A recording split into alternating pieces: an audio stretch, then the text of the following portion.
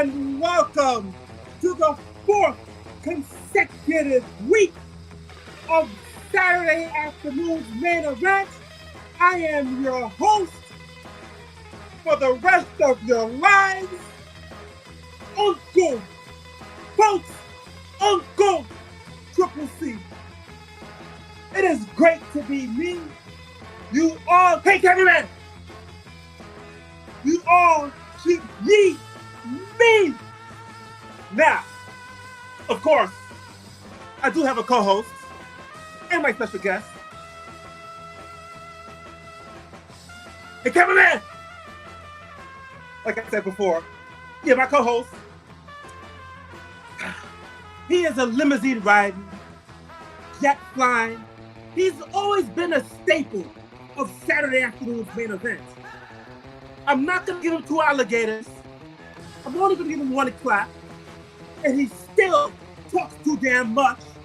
But he is my other half of the dynamic duo. And his name is the Peeps, Nate.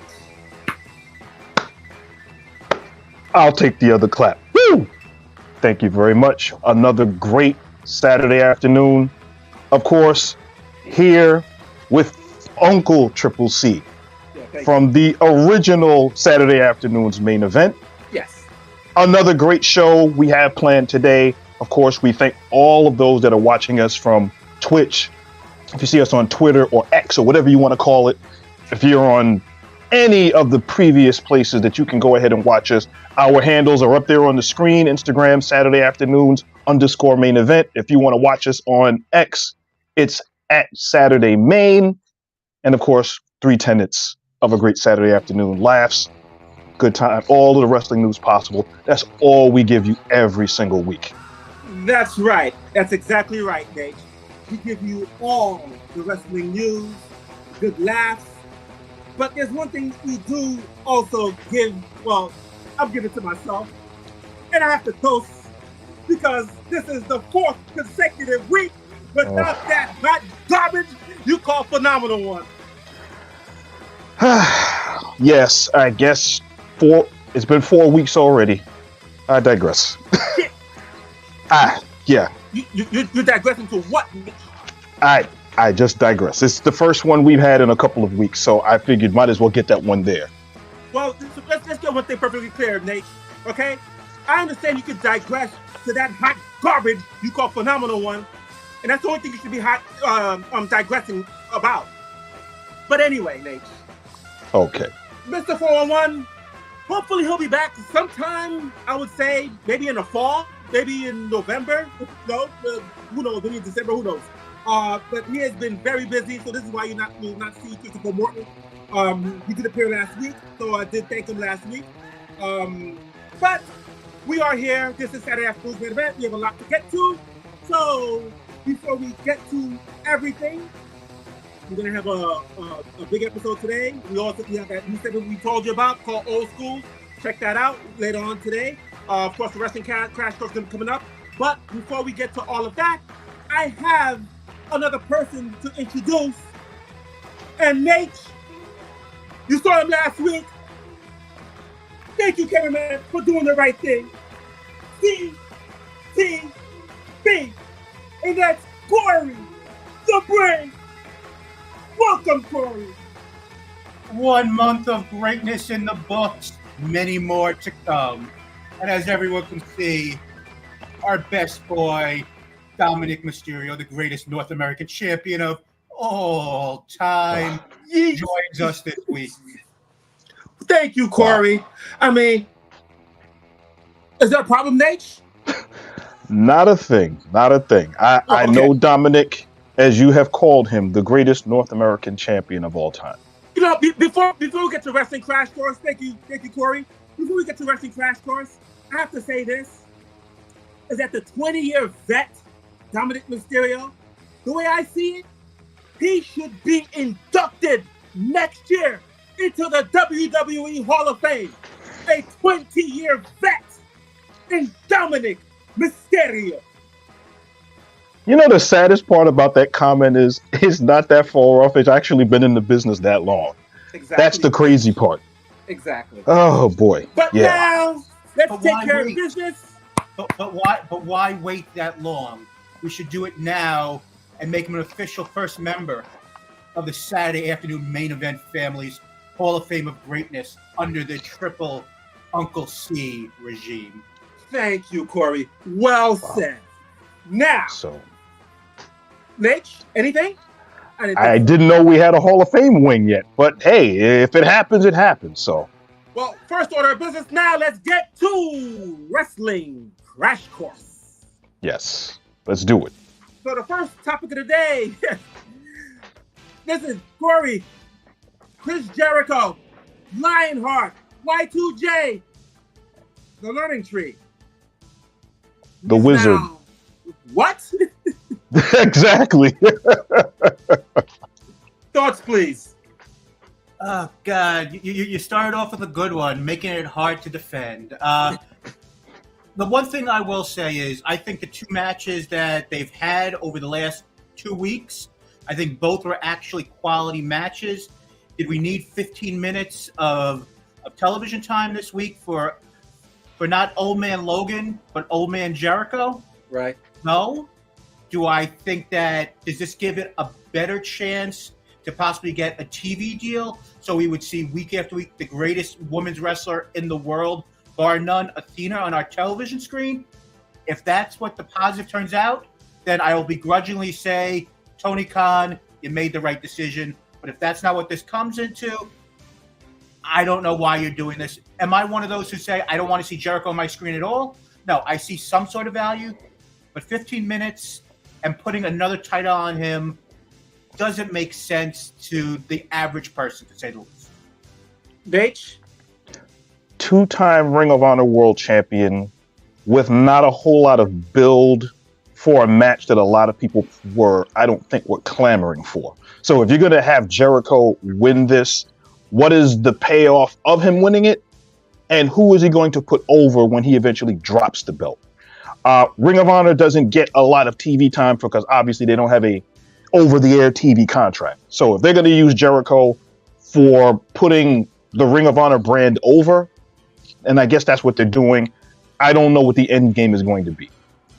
And I guess the only thing I would say on that quickly is, and for anyone who's ever listened to anything I've spoken about on any format over the last 2 years, I think Athena is doing the best work of her career, and it's unfortunate that 99% of the people who get to see it are seeing it through YouTube clips. Like the segment they had this past week on the celebration and the continuing storyline of her and Billy is just top-notch, amazing stuff. Like, I'm unfortunately not going to be able to watch Bound for Glory tonight, but the work that they're doing there in TNA should be on a large audience. Like when Joe Hendry come in NXT, now that being over or on pause is a disservice to, the great work that's being done there. So if this, like I said, if Ring of Honor becomes a bigger thing and more people see Athena, then I'm okay with this. If this is just AEW's Tony Khan just stroking the ego of one of his favorite wrestlers of all time, enough is enough. Yeah. Athena not being showcased on regular every week television is an absolute crime, as far as I'm concerned. I've been saying this for years. They need to get her on TV every single week. It's a crime that we're not able to see her. The match itself was fine for what it was. But again, it really does nothing for Jericho, truth be told, winning the title. Does it put heat on him? I mean, did he have, I wouldn't say good heat? He's been having the go away heat. And I don't think it does anything for him. But, again, trying to give AEW the benefit of the doubt, which we'll get to with the ratings later on in a second. But, hey, listen, Jericho is the new champ. Don't like it. Seems like both of you don't like it. It is what it is, and we move on to the next segment. Let's just say the next topic. Bryan Danielson booked his loss after Tony Khan insisted he won the title. I guess he win the title. My producer, I mean, listen, I told you before, when you are typing things, type it the right way. Don't embarrass Uncle Triple C. Anyway, guys, well, first of all, forget you, Nate. Corey, what are your thoughts on Bryan Danielson? Well, Bryan Danielson, in my opinion, is one of the top 10 performers of all time.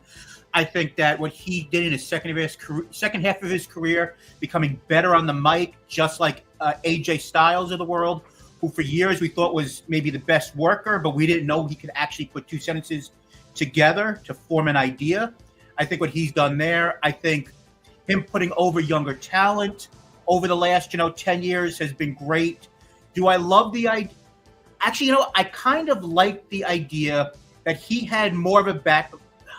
See, it's weird to say this because Sting is maybe my favorite wrestler of all time, especially when I was a much younger. I don't know if anybody was ever young as, Nate ever might have been back in the olden days. Nate is before Christ. He was before Christ. He knows what a dinosaur looks like in person. I understand. But it's going to be one of those shows, folks. Less is more sometimes, Nate. Less is more. But I do like the idea that they didn't do, once again, the same idea of what they did at Revolution, which I thought was done well, of Sting winning the title on his last night. I always put over the idea that you go out on your back. In porn, in life, wherever you want to go. Mr. 401 will definitely get that joke. But I like the idea that they went and made his retirement or retirement for full-time competition mean something and to help others. So on that aspect, I like it. Do I like the fact that Swerve no longer is champion and never got a rematch? No. Do I like the idea that Jon Moxley is going to go and do something that looks really interesting? And like I said last week on the show, that I hope this is like a 1-year storyline of him holding the title until the next time they're in Washington, Tacoma, or wherever else. Yeah, so I mean, I'm still going week by week, giving the benefit of the doubt. I don't know if we need to have them kill somebody every show, but I enjoyed what they did with Chucky T, taking him out. I enjoyed what they did with Danielson, and I'm very interested to see what a aggressive, quote-unquote, motivated Orange Cassidy does, most likely at Full Gear. Nate, thoughts? That's provided we're giving Tony Khan a lot of credit in trying to figure out how to actually come with a payoff for a storyline. Because what I don't like about this right now, I understand they're going to build this slowly. We know what the ideas to a certain degree are. There's still certain things that they haven't explained, which hopefully they will do within the next couple of weeks. But one of the things that they did is kind of on the side, as you did to talk about with Chuck Taylor getting Pillmanized and having his ankle destroyed, and then they're trying to literally kill him. What they need to do is get the motivations out there for what they're doing, why they're doing it, and if there's somebody above the group, I guess they're calling themselves a paradigm. I guess that's where it's coming from now. They've got to figure out what the motivation is and sell it to the fan base so that they can kind of stay along with it. Because even though Orange Cassidy is an original for the company, I don't know if the greater wrestling fandom that is kind of on the fence about AEW, looking to see who's going to be the guy to take up the mantle as not Darby Allin, because I personally think Darby Allin should be the face of this whole storyline as far as what they're doing. Orange Cassidy, I don't think is going to be the one that's going to be the end of it. He's going to probably be another victim. It's just a matter of to what extent. I mean, sorry, Uncle Face. Okay, go ahead, Corey. I get what you're saying, but maybe I give the fan a little bit more credit than others, where it seems like, at least to me, they've pretty easily, I've said multiple times, especially when they started, when they took out Isaiah from private. I almost said practice. That the Moxley has given these guys 5 years to get their S together, and they are in the same. And he feels most of them are in the same place they were when the company started. And now it's time to go either S or get off the pot. And you got to prove to Jon Moxley that now that Daniel Bryant's Jesus, I can't say words anymore. When Bryan Danielson is gone, Sting is gone. I'm not going to be here forever. This company better be in good hands. This company's in good hands with Wheeler Yuta, Claudio, Marina Shafir, and Pac. The rest of you guys haven't proved anything to me. So you either go join, explain to me why you need to be here, or get the hell out, and we're taking over in our way. I think that makes sense. I agree with the Brian Alvarez's of the world, who recently said that sometimes wrestling fans don't remember everything that Will Washington and Tony Khan basically have photographic memories of every wrestling match they've ever seen. Sometimes, yes, you only have 2 hours, maybe 2 hours and 15 minutes with an overrun, because no one watches apparently Modern Family anymore. The idea, the fact that we need highlight packages. We need to be somewhat spoon-fed the idea of this might be coming up. Like if you're watching, Agatha all along, every time, or any of these Marvel shows, anytime they start, besides maybe the first episode, there's something of previously on to just give you maybe just a little idea of where we're going. And as much as I, being the smart Mark fan, and of course the Dominic Mysterio lover as we all are, of course, sometimes you need to push the audience into a direction so they know what's going on. Now, one thing you did say, for guys to get their S together. I mean, that's exactly what I think about the Phenomenal One. He is Pac S, but one thing I have to say about AEW, and you talk about Moxley and their crew, and you talk about Taylor. Yeah, I like what they did, but they did it all in one day. Like, shouldn't it build to make me care on what they did to him? I just felt like it was rushed. You could have built that, the relationship with Cassidy and Taylor, and then I could be like, okay, now what Moxley and his crew did to Taylor is like, okay, well, now I can see the reason why Orange Cassidy is, changing the persona. He's going to be more serious, and, we're building towards that. But I just felt like all of that was all chopped in one day, and I just didn't think that. I thought it was, as far as putting it together, it was fine. But I think you could have prolonged it at least another week or so to make the audience, or at least the casual audience, feel something. And I think, sorry to butt in, but I think that the ultimate goal that they're going for is either a Stadium Stampede match or a Blood and Guts match, where you have these quote unquote insiders that are acting like outsiders versus kind of the heart and soul of AEW. I think that's where they're headed for. The problem is, who are going to be those guys from the AEW side that's going to be the faces there? Because remember, you had your four pillars of AEW at one point, and now they're broken up into pieces and are not in the same reverence that they once were, say, a couple of years ago. And then you're looking at what's going on with this Paradigm group of Moxley and et cetera. Where are they going with this? And then you have, of course, now the Bucks and the EVPs, because now the Bucks look stupid as far as in the storyline of how dumb they look, based on the fact that they're allowing all of this chaos to happen on their watch with no interference or any intermediaries to help themselves, other than, well, this isn't our gig and we're going to kind of back away.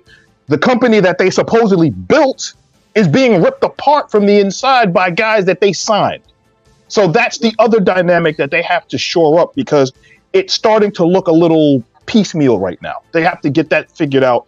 And within the next, I'd say, couple of weeks, Full Gear is going to be next month. By then, get that taken care of so that you can kind of, fix some of the plot holes that they're trying to get in there and make this a cohesive feud. That's what I think they're missing right now. Two quick counterpoints to that. One, and everyone could say I'm full of S. I always forget if we can curse on this wonderful program, Uncle C. But I would say the idea that, and you could tell me this is crazy, but one of the principles that Tony Khan has always said is AEW is wrestling, and wrestling history exists more than just AEW. So I think that, and this could be a fault, which some people would say, the idea of the relationship of Chucky T and the Bucks and Orange Cassidy and Wheeler Yuta, those stories that may have taken place in other companies and other times, or on Being the Elite or other blogs. Maybe Tony Khan's got to understand more that not everyone watches every aspect of every program that's out there. So I can get that, and that's why they have to show more. Once again, I 100% agree. Like I said before, Tony Khan and Will Washington were both part of the writing team, and Will Washington, who I think is a brilliant wrestling mind, who came from like our type of space initially when it came to podcasting, I think that they have to remember that they're not just writing for themselves, they're writing for a general audience. That's one. And two is the idea, the fact that I think that this is being done on purpose in regards to the Bucks, Okada, and Jack Perry taking a hands off, saying, let's see how this plays out, because they are swarmy heels. And also the idea that I don't think you have them. If the story is that the Bucks have nothing to do with this, that makes them look like, what are you doing? But if the idea of we're being hands off and we're going to see how this plays out and how we can go and benefit this the most, I think this makes sense. But Nate, I get your point. The idea that for some, the Bucks are looking weak or stupid by not getting involved. I think if you didn't show them at all, I think that's what the idea would be. But like I said, Triple C, I know that you have other things to talk about, so I've taken as much time as possible. And let's go to the next topic if there is one. Yes, there is one. Let's talk about the ratings. No baseball, no problem. NXT wins again, Corey. Will be going head-to-head against AEW after Election Day, when they head to the old stomping grounds of ECW in South Philadelphia at the ECW Arena. Next, let's talk with you. What do you think? Well, considering the ratings, if you look at them right now, because as we brought up, we've talked about the ratings over the last few weeks have kind of fluctuated between 600 and 700,000 for AEW, for the exception of the one show that they were off a different day and a different time. Last week they did 637,000 views, where NXT did 702,000. I think NXT is kind of slotting themselves into that 700,000, 750, maybe 800,000 range somewhere, where AEW is kind of averaging at about between 600,000 and 700,000. Now, knowing that they're going to be competing against each other again, Election Day, at the ECW arena, I think that NXT is going to literally blow the roof off. They're going to have lots of surprises, lots of guests, people that probably wouldn't normally show up on NXT. They've got a deep roster to pull from. They can throw those guys in there. As far as AEW goes, knowing that they're going to be competing, I would assume that they would probably do the same, and maybe in this instance start to accelerate the storyline, the main storyline, to get those eyeballs on their product. Corey? Okay, so I'm going to say this as nicely as I can. Dave Meltzer is an idiot when it comes to certain things. 100%. Dave Meltzer knows what he's talking when it comes to certain things. The conversation that he had with some random people online this week about demo versus the amount of people, I'm not sure what the right answer is. And yes, he's changed his opinion at times on what he's felt is more important. If you go back in his timeline, he has one point said that demo is more important than total viewers, and at times he has said that ratings are more important than demo. I don't know if I said that exactly 100% right, but the idea of the fact is I think we are where we are when it comes to AEW right now, and somewhere between 600 and 750. One thing I will give NXT credit, from the day that they started, they are ratings proof. It doesn't matter if there's an election on. It doesn't matter if there's a Taylor Swift concert on for the first time ever, or anything. Their audience is rock steady and is always around the same thing. Raw has been affected by major sporting events. SmackDown has. AEW for sure. Every other thing besides NXT, ratings get cratered when big things are on. It's amazing. I don't know if the NXT fans just leave their TV on for an hour and are watching on a secondary unit and then watching, a presidential debate or something else. But I'll give you the perfect answer for that. NXT is on over-the-air free television, which is a bigger audience than cable television. I think that has a lot to do with it. But I'm saying even when they were on the USA Network for all those years, yes, if you look at their ratings, no matter what they were going up against, they stayed somewhat consistent. So I give full credit to Triple H and now Shawn Michaels on putting whatever their product wants. And I'll even give more credit. They're skewing slightly younger. I think it's because they're on CW, but for years they had the oldest audience by number, plus 50, like 3 or 54, whatever the number is. Basically people who are a third of the age, maybe or maybe not, of Nate. I don't know. I'm just estimating. Look at him. Look at him. I think it's the fans of the territory days and the fans of ECW. Those kinds of fans were the ones that were initially the hardcore for NXT. And I think that's kind of, as you said, they've gotten younger. The fans, they've been able to grab them because of the talent that's there.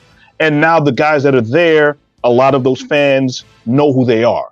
Plus, they can cherry pick wrestlers from Raw and SmackDown and throw them in there. And I think that's very important as well. And like I said, it's going to sound like an AEW excuse, but the idea when you can go and randomly call up Jey Uso, John Cena, Cody Rhodes, at some point they're going to bring a Roman Reigns to there. Having the idea that you could always just bring back, the first member of the Saturday afternoon. Don't want to make that mistake. Saturday afternoon main event, Hall of Fame inductee, the great one, Dominic Mysterio in Anytime You Like, is going to boost the ratings to the moon 100%. As a man. There's nothing like Dominic Mysterio on anybody's screen. And Corey, you're an excellent analyst reporting about AEW. everything AEW, and of course anything WWE, and of course, unlike that hot garbage phenomenal one and that part of Pete's sakes, you have Dominic Mysterio in your background. I appreciate you, Corey, and I thank you very much. And I want to say thank you, Corey. And this will mark the end of this wrestling crash course. And Corey, I want to say thank you very much for your presence being over the air and giving us your knowledge. I thank you very much, and Nate, I hope you feel the same way. Oh, of course, Nate? Yes. We thank you for your diligence. Thank you for joining us on our show, because it's another opinion. It's knowledge, and I thank you for being on there. So is my partner here too. And just saying very quickly, I know most likely no one besides me saw Rampage this past week, but the idea of seeing Ricochet on my TV once again facing Nick Wayne in a really fun match. That was a fun match. I got to say, that was a fun match. And also, I know that you guys didn't get to talk about last week, but congratulations to Zack Sabre Jr. on being our new New Japan World Heavyweight Champion. And yes. Only good things come to Zack and to the great one, Uncle Triple C. Until the next time, my friend. Thank you very much, Corey. Appreciate this time. Thank you. Well, that will mark the end of Wrestling Crash Course. We will take a break. We'll be back.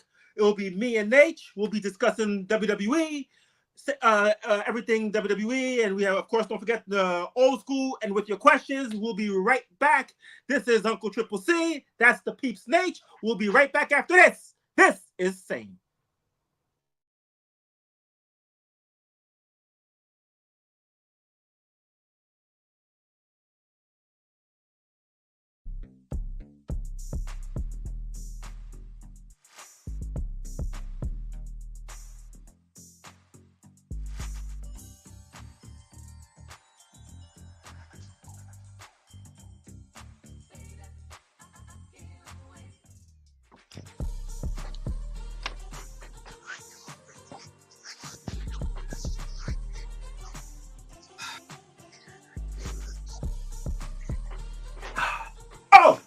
We're back.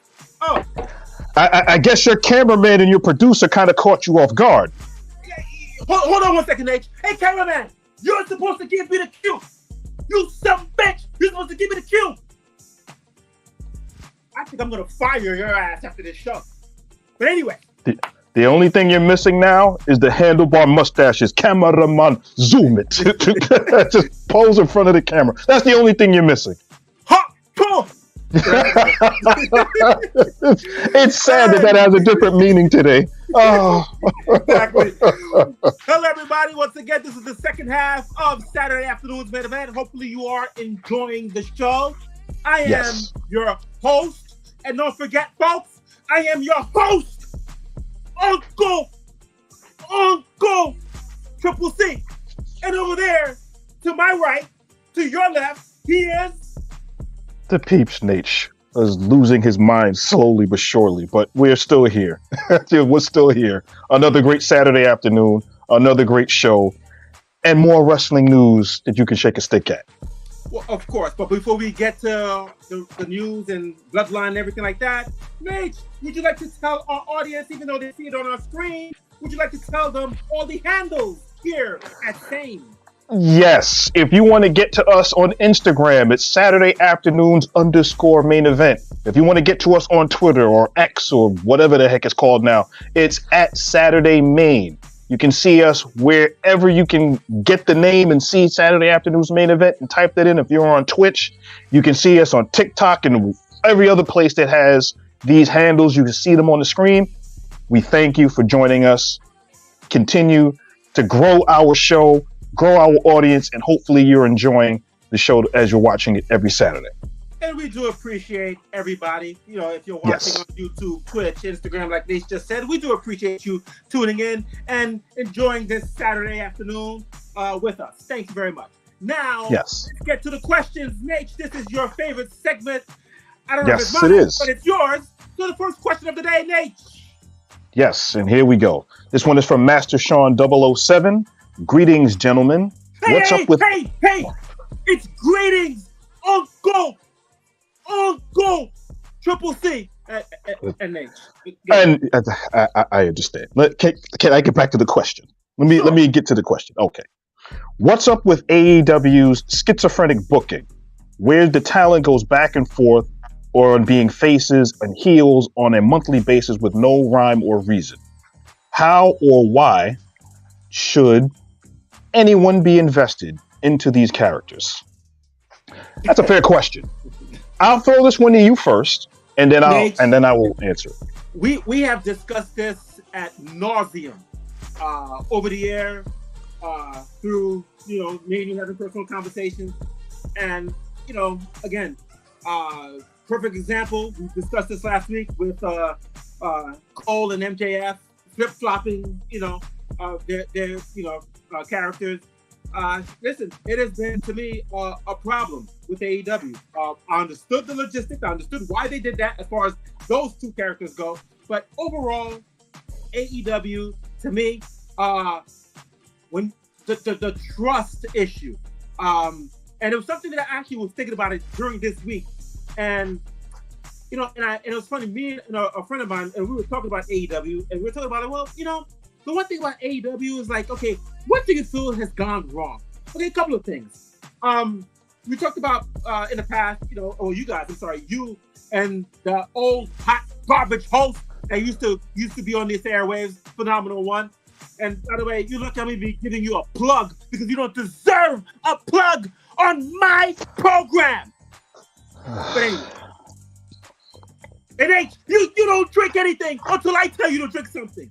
But anyway, one thing I have to say is this: is that I would say that the downfall of AEW. I would like to say more of the way it has gone over the last couple of years, the trust that they built in the beginning, and the trust that they've lost. And you can say it started with CM Punk, but honestly, when I started really thinking back, it really started with Cody Rhodes. It started when Cody left AEW. And once he left AEW, as Corey was saying a little while ago, it went to S. MJF, Britt Baker, the whole CM Punk stuff. All these things started happening. The more of the emergence of seeing Tony Khan in our screen. So in general, I feel like since Tony Khan maybe he was not taking creative control fully when Cody was there, but clearly now it's just a hot mess. It really is. Nate? Yeah, it seems like characters don't seem to have the thought out structure as to why their motivations are for why they're turning. One of the things that we've talked about over the years is how the WWE used to always turn Big Show from a face to a heel. In like 1 week, he'd do something heelish, and then he's back to being a face. And then 2 weeks later, he's back to being a heel again. And it was kind of like, you don't know what direction are you going? Am I supposed to cheer you? Am I supposed to boo you? Am I supposed to be ambivalent? What am I supposed to do? The issue is you have to determine at the top of your roster who is the face that you're going to build your company around. Now, the philosophy of a company may be, we're going to have heels at the top of the card and we're going to build a face, because you have to have a strong antagonist so that you can have a protagonist to believe it. Whereas in the WWE, it's usually building a strong face as the protagonist and then having the antagonist be strong so that you would believe that face is in jeopardy. So it's a different philosophy of booking. The problem is, at least at the top of the card, who's the main face, who's the main heel, who's the mid-card face, the mid-card heel, who's your heel tag teams. And in that sense, AEW has not done a great job consistently doing that. And I think when you have that as a problem, you don't get the same dynamic from the fans that you should, because then it doesn't show up on camera as to why they should care. Obviously, if the matches are going to be good, the matches are going to be good. But if they don't care about the characters, they don't know who to boo and cheer, then they're just going to sit on their hands and wonder, what am I supposed to do? All right. Thank you, Master Sean 007, for that question. The next question of the day Nate? This is from Long Island Isaiah. Seeing these WrestleMania ticket prices have me contemplating becoming the next Tony Montana. Yes, those ticket prices are insane. I mean, if I'm not mistaken, I remember looking at some of the early ticket prices, and they're talking in the thousands, like thousands. The show that just happened yesterday at Barclays for SmackDown, if I'm not mistaken, the nosebleed seats were in the hundreds. Right. So the prices for WWE's tickets have gone way up because demand is there. They can get away with it. They may not get 15, 16,000 in a building. They can do 12,000, but they'll make more money on the top because they're going to charge more for it. So that's what they're doing. Right, because the gate is definitely, they're selling out, practically every building that they go to. And yeah, I mean, listen, WrestleMania in Las Vegas next year, I mean, I'm sure it's going to be the highest grossing. It's not going to be the highest attended, but it's going to be the highest grossing WrestleMania of all time because, like you said, these prices, like, well, I should say, like, well, you said, but also along on Isaiah, these prices is just insane, Yes. But guess what? The demand is there. Their product is at its, highest right now. And, and WWE can charge and people will buy. So listen, don't be shocked. Don't be shocked if we start approaching like Super Bowl ticket prices. Like front row at WrestleMania is going to rival going to a boxing pay-per-view. Maybe in that sense, that's going to be a lot of money. I wish we had a thing there. We could actually see what the ticket prices are for like WrestleMania right now. I know they went on sale on Wednesday, early birds, I guess, and then Friday for the general public was yesterday. So I'm sure they did good numbers. But hey, listen, like Isaiah said, I mean, these prices are just insane, but yes. Hey, kudos to WWE. So Thank you, Long Island Isaiah, for that question. Hot Rod 316, Nate. Okay. What do you think Vince McMahon's legacy is and will be overall? That's a great question. We both have really strong opinions either way about Vince McMahon, whether it's him building the company, whether it was his cutthroat ideals behind what he did to get the company to where it is. Some of the things that he did to overtake the market by raiding talent from a lot of territories, stealing TV time, or the other stuff, which is the personal stuff that has lawsuits on it, the assault charges and all of the other things. I think if we have to say what his legacy is, he was a very strong, very good businessman who was not infallible. He was from what we can get a gist of, a horrible human being that had a lot of power, that built an empire, that made a lot of money and made a lot of people happy, but even more so, caused a lot of bones to be left on the road to his success. This is the Peep Snake. I'm Uncle Triple C. This is Saturday Afternoon's Main Event. Thank you, Hot Rod, for that question, and I agree as with you, Nate. Vince McMahon, I feel, is the greatest. I'm not going to say booker. I'll say he's the greatest. Would you say promoter? Promoter in the history of our business. Thank you, Nate. You actually read my mind there. Thank you, Nate. I give you that one. Oh, okay. And there's no digressing here on saying. But yeah, I say that the greatest promoter in the history of professional wrestling. Without Vince McMahon, wrestling would not be where it's at today. You can say whatever you want, but yes, you are right, Nate. You said earlier on the blood, sweat, and tears on the actual people that actually were in the square circle. He built his empire. So the greatest promoter of all time, is Vince McMahon. Thank you guys for your question. if you have any questions next week, we'll definitely promise you that we will put the questions out next week. So always appreciate you guys sending in your thoughtful questions. So today's all 3 questions were great. Thank you very much for that. So now, Nate, let's move on to our next topic.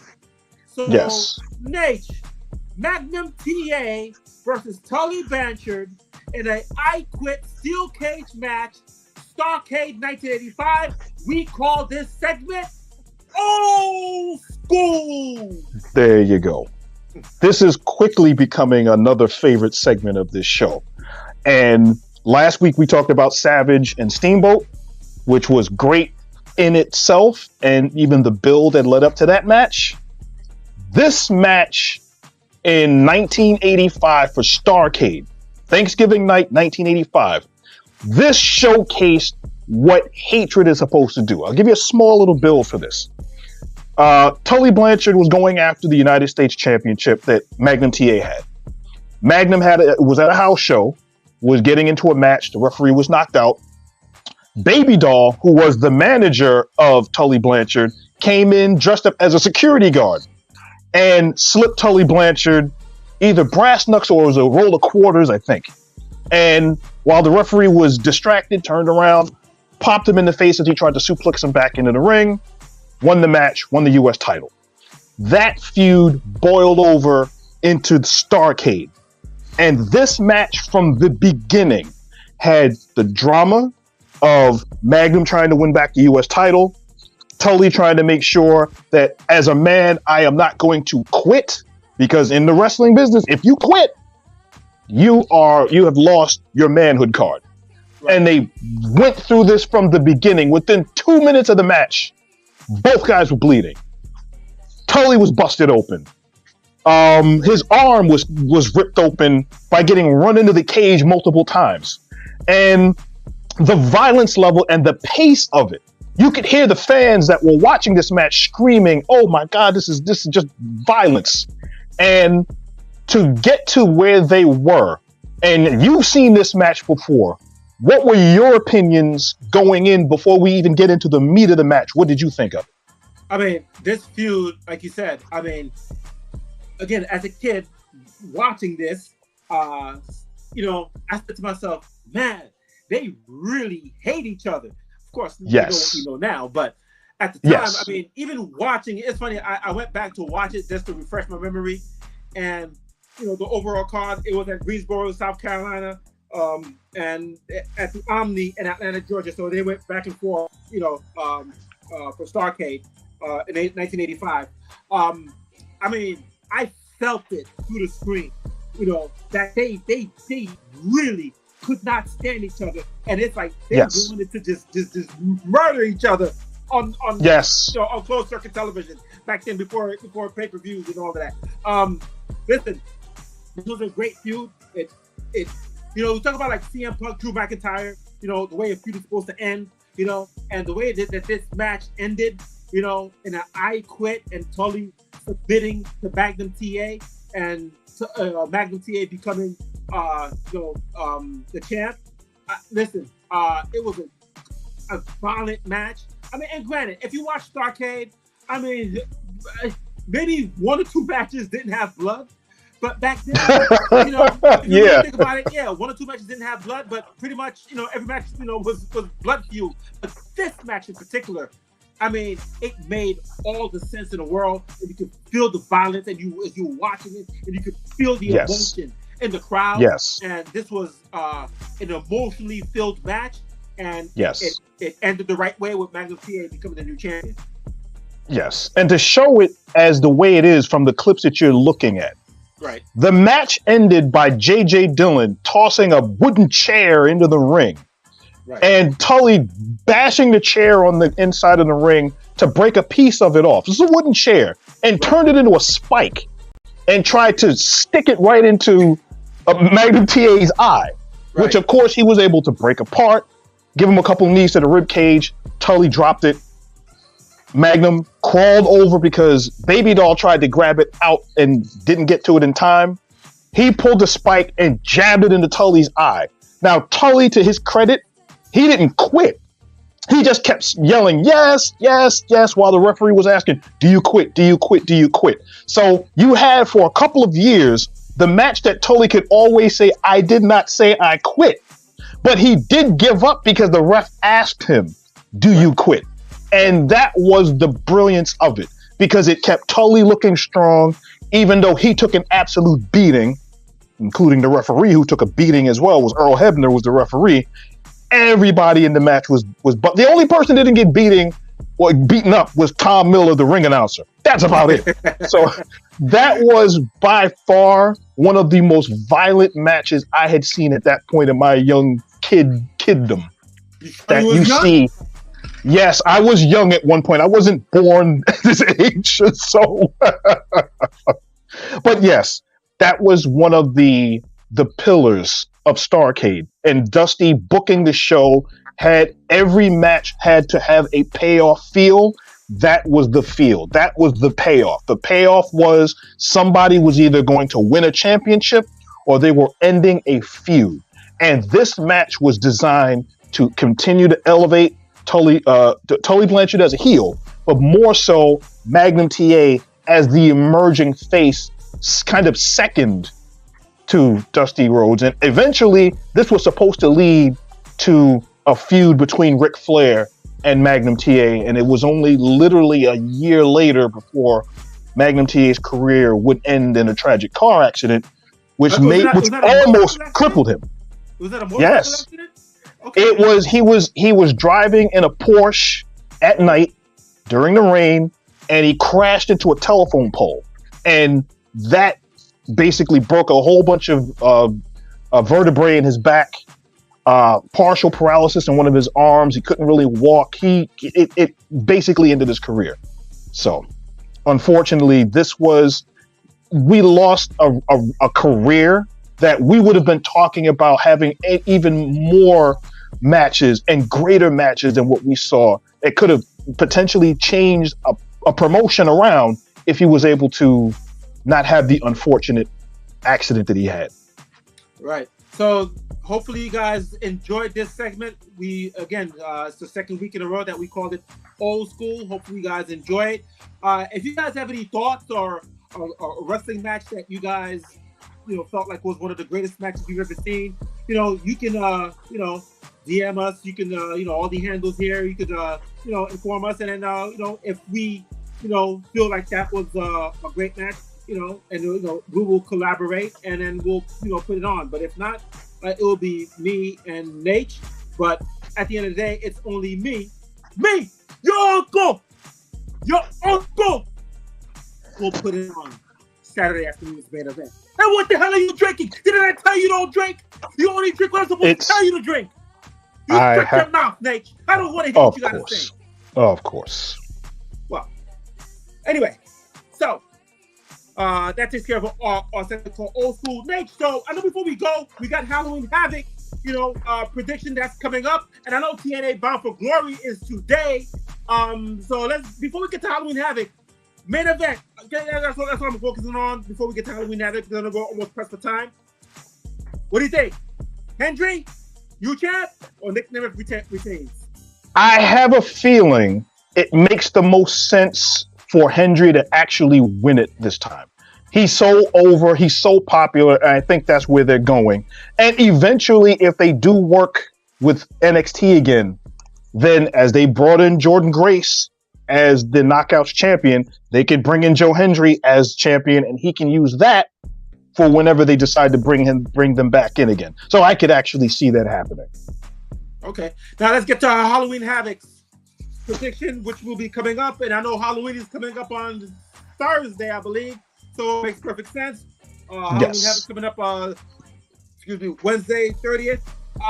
Trick Williams against Ethan Page in a spin the wheel, make the deal. I always think about Jake the Snake Roberts with Sting back in the late 80s. Yes. That was the first time I remember hearing spin the wheel, make the deal. But anyway, it's a playground match for the NXT's title. Trick Williams against Ethan Page. What are your thoughts on this match, or what is going to be? And do you think we're going to have a new champion? Or do you think this will be the last that we will see of Ethan Page in NXT? I think Paige is probably ready to go to the main roster. He's shown that he can not only hang, but he can carry a program at the main event level. He's shown it.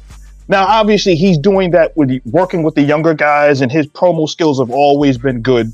But the fact that he's shown this, and I said this before the last couple of weeks, he reminds me of a younger Gino Hernandez. This is the kind of mindset that he's in, and he's calling it NX me.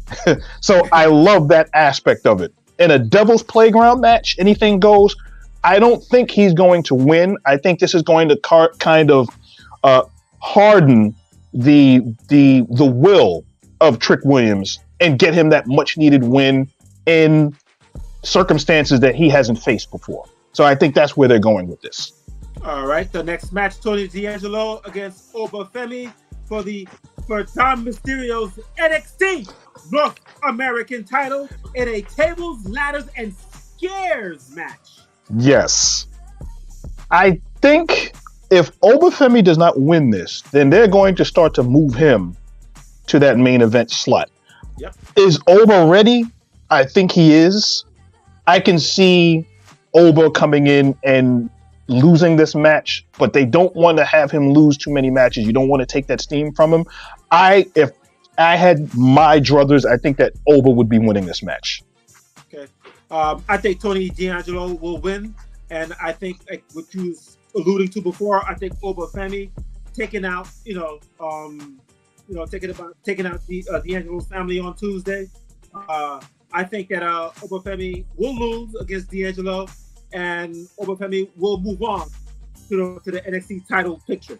Our next match, which I feel is probably the best women's division in all of professional wrestling.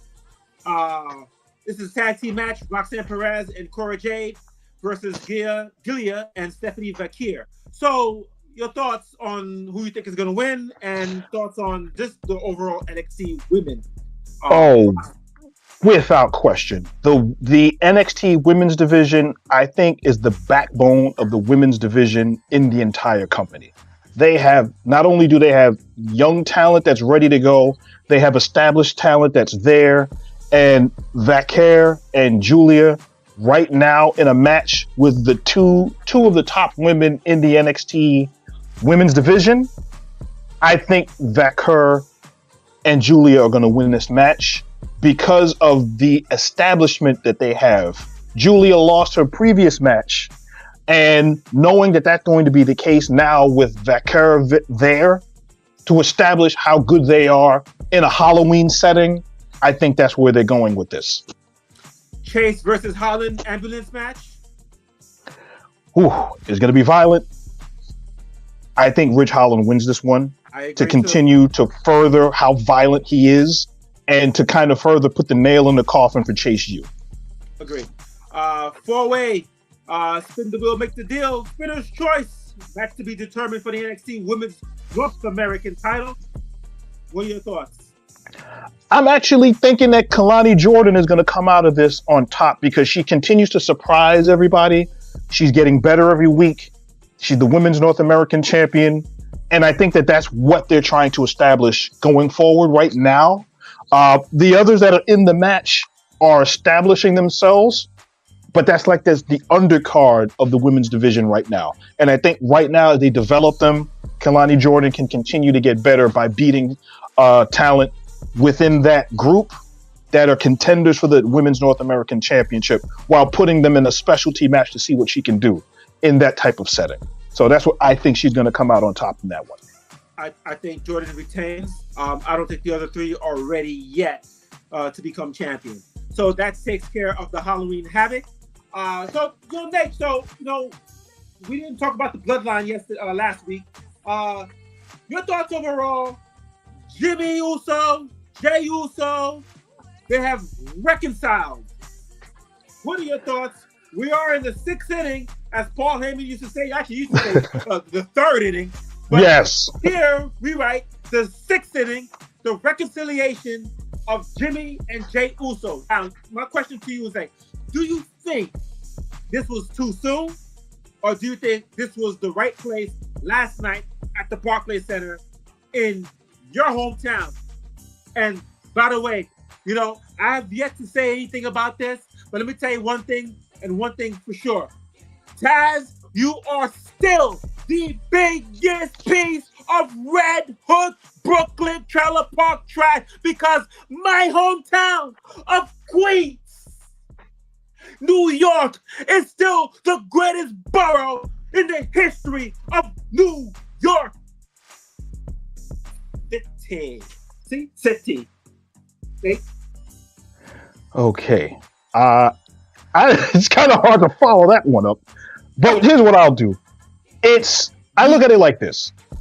The reconciliation I talked about weeks back should happen to build into them having an eventual War Games match, because I think this is where it's headed. Right. War Games next month in Vancouver. You're gonna have one side with the Bloodline and another side with the newer Bloodline, so to speak. I think what they did, it's in the progression of the storyline, makes sense. The residual damage that has happened between the reconciliation of Jey Uso losing the Intercontinental Championship and then yesterday costing the Bloodline their tag team titles against the Motor City Machine Guns. I like the fact that the Machine Guns have belts. I just don't think that should have happened so soon, but I understand why they did it. It's kind of like a plot spot right there to move the story along to get everything to where they want to, so they can get to this reconciliation, so that the fans, because we saw how the fans loved this. They were all over this. They loved it. They were waiting for it. It was almost like Hogan and Randy Savage about to do the Mega Power handshake. They were kind of waiting for it. And then it finally happened, and then the building exploded. So that's what they were looking for. They were looking for yeet, and they got it. And now we saw, and the funny thing is, for those that went on social media or for those that were actually at the event, somebody uploaded when the show went off the air, there was "We the One" sign with Jay and with Jimmy, and then Roman came into the ring and looked at both of them, and then he put the ones up, and the building went nuts. Oh wow! So okay, so that was something that they did not show on camera, but I'm pretty sure if it was on camera, they would have lost it. They don't need to show that on TV yet. Yes, or at least on on TV, on WWE, you know, all their media, social media outlets. I don't think they don't need to show that, because I feel that should be done on, you know, on TV. I feel like that this happened too soon. Yes. I felt like Jimmy and Jay, you know, they need to, you know, whatever, talk, reconcile. And by the way, speaking of reconcile, one thing that will never happen is me and that hot garbage Phenomenal One. There's no reconciliation, because I still own the rights to Saturday afternoon's main event. Remember that. I am not even your own nephew. I understand. What? Nephew? Yes. Please. Who cares? Who cares about the Phenomenal One? Well, folks, that was the Bloodline. Hopefully Roman Reigns. We'll see what happens down the road, because obviously you need to have Roman Reigns and Jey Uso reconcile. But Nate, that, my friends, when you hear that music as the outro, and I need to change that music, by the way. You know, producer, you're fired. You're firing You're firing your producer already. I'm firing him right now. You're fired. Hey, Nate. Okay. Yes. This will mark the end of Saturday afternoon's main event. And Nate, this week, you weren't that bad. You didn't get on my last nerves this week as much as you usually do. You know. I've tried to improve.